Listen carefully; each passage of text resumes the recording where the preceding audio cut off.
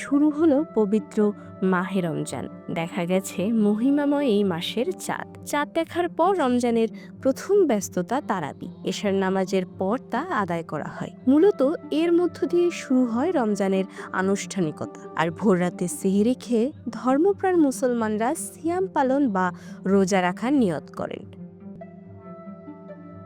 তারাবিতে অনেক মসজিদে কুরআন খতম করা হয়। মুসলমানরা এতে আগ্রহ ভরে অংশ নিয়ে থাকেন। নানা আমলের মধ্য দিয়ে মুসলমানরা রমজানের দিনগুলো পালন করেন। কখনো নামাজ পড়েন, কখনো কুরআন তেলাওয়াতে ব্যয় করেন সময়, আবার জিকির আজকারেও রত থাকতে দেখা যায় কখনো কখনো। এছাড়া দান খয়রাতের পরিমাণও বেড়ে যায় এই মাসে। এভাবে আল্লাহ তাআলার সন্তুষ্টি লাভের চেষ্টা করা হয়। রমজান ইসলামিক ক্যালেন্ডারের নবম ও সবচেয়ে পবিত্র মাস। ইসলামের 5টি স্তম্ভের মধ্যে একটি রোজার মাস, যা মুসলিম বিশ্বে ধর্মীয় উদ্দীপনা পুনর্জাগরণের সময়। মাস শেষে ঈদুল ফিতরের মাধ্যমে উদযাপন করা হয়।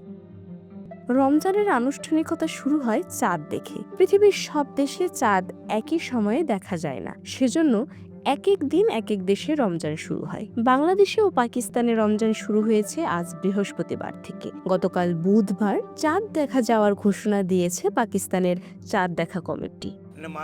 আমাদের যত বেশি সম্ভব নামাজ পড়া উচিত, নিয়মিত তারাবি আদায় করা উচিত, সেই সঙ্গে পবিত্র কোরআন নিয়মিত পাঠ করা উচিত। আমাদের সব প্রতিবেশীর খেয়াল রাখা উচিত এবং আমাদের নামাজে বিশ্বের সব মুসলিমদের, বিশেষ করে ফিলিস্তিনের জন্য দোয়া করা উচিত।